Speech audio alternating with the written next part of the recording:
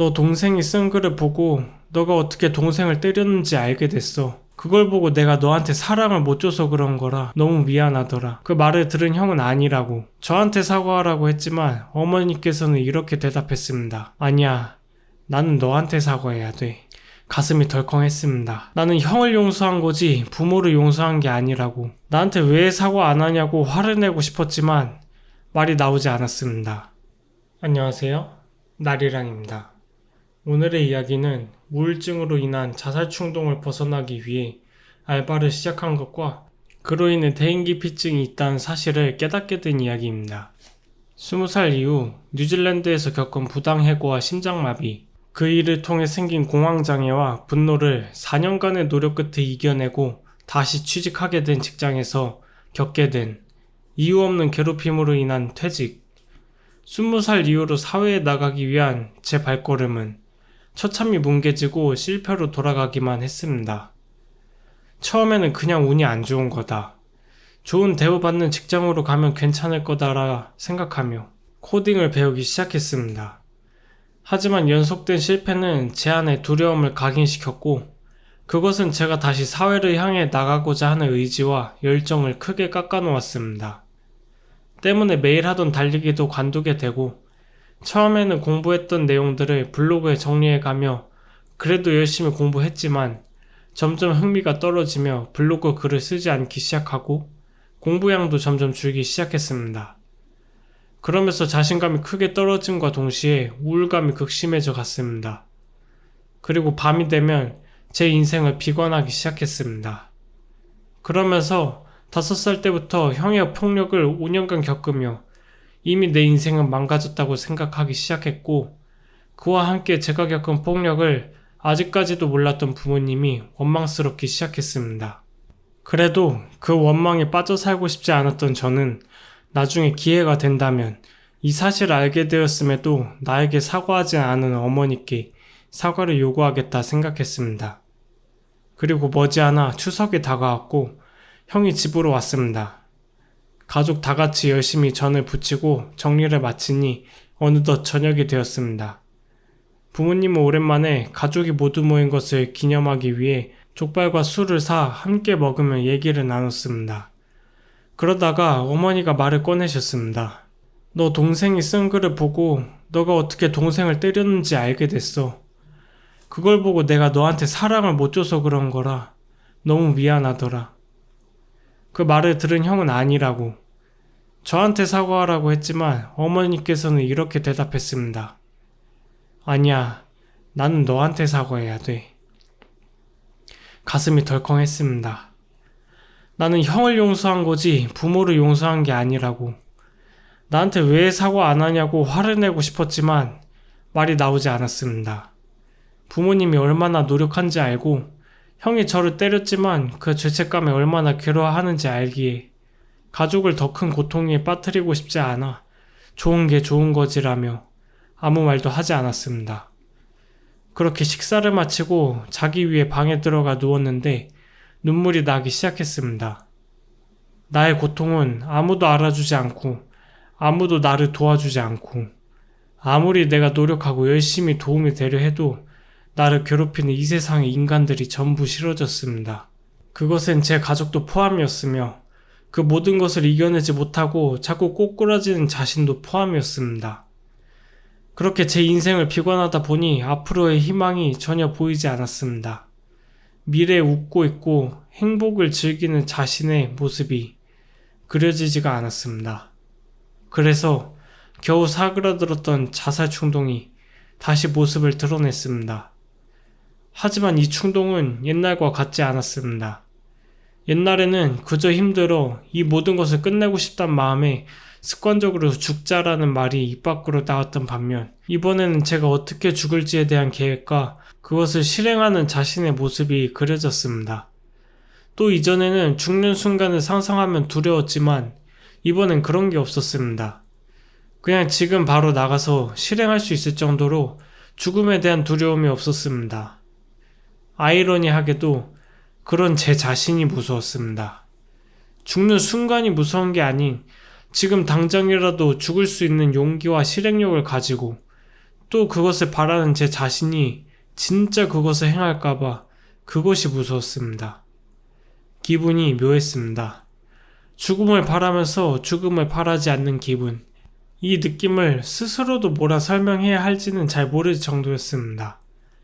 하지만 이전의 경험이 저를 죽지 않기를 바라는 방향으로 점점 끌어당겼습니다. 이전에 뉴질랜드에서 심장마비를 겪었을 때 주마등으로 본 스스로 살기 위해 발버둥 친 순간들.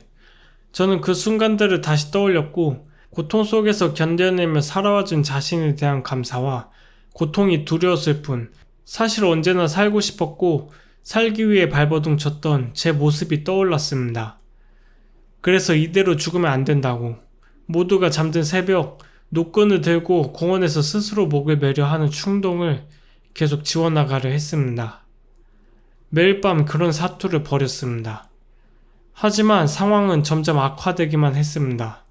의욕은 점점 떨어지고 가족과 인간에 대한 원망은 갈수록 커지는 상황에서 저는 정신적 스트레스로 취업 준비마저 완전히 관두게 되었고 그렇게 아무것도 안 하게 되니 더 이상 삶에 미련이 없어 충동이 심해져 갔습니다.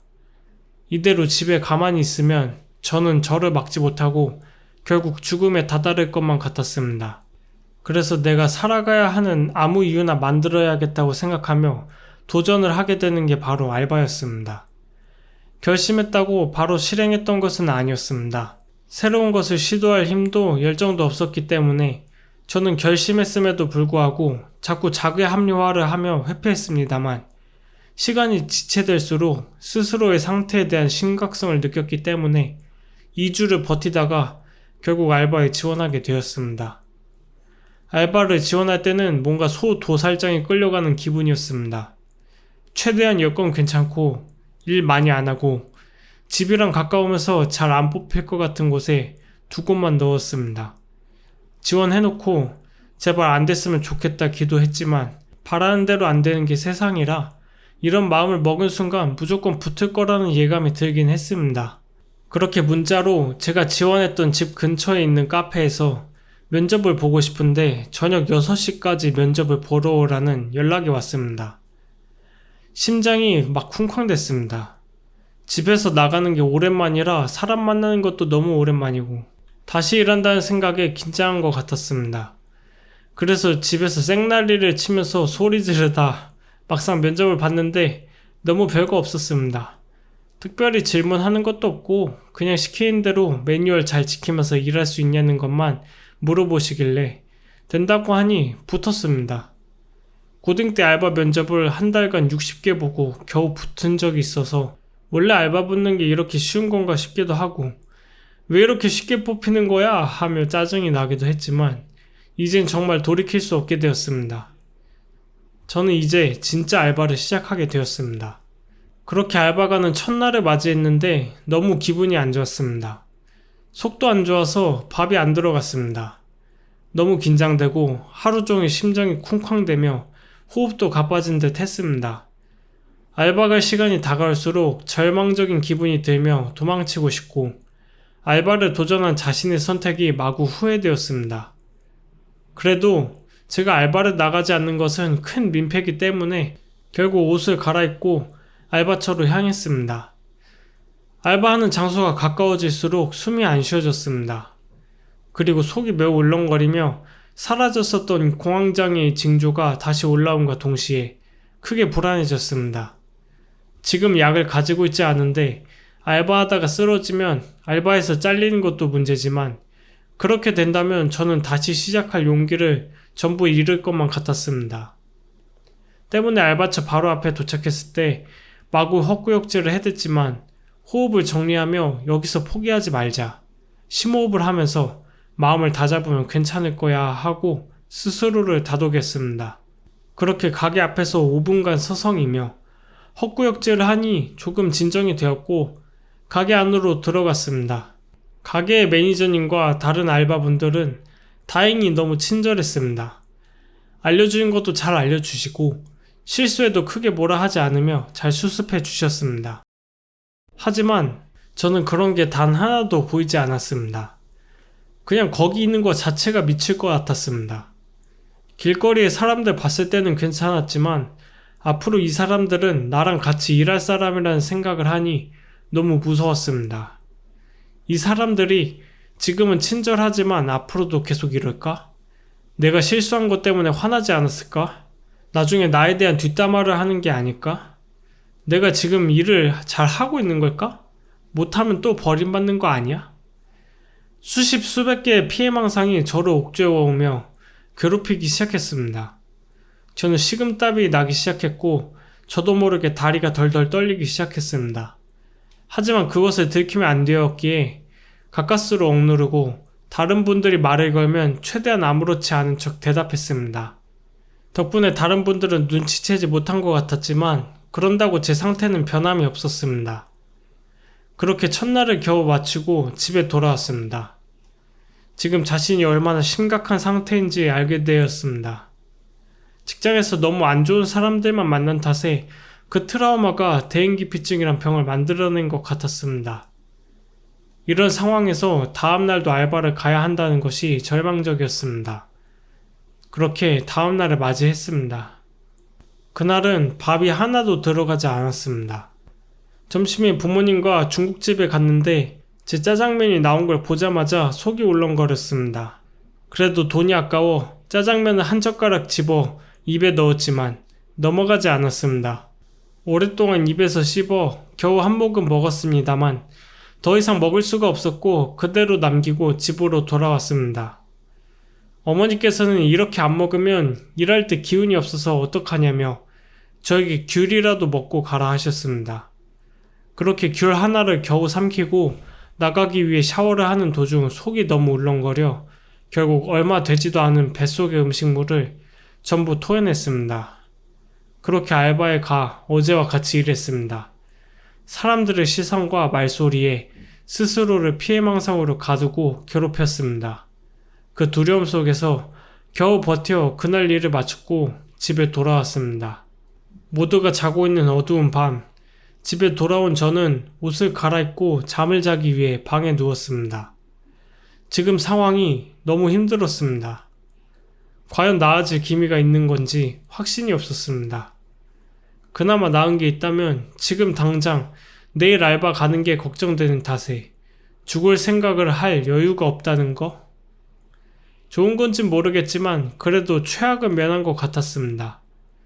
그렇다고 희망적인 것은 아니었고 당장이라도 넘어질 것만 같은 상황이었기에 이미 내가 돌이킬 수 없을 정도로 망가진 건가? 라는 의문이 들었습니다.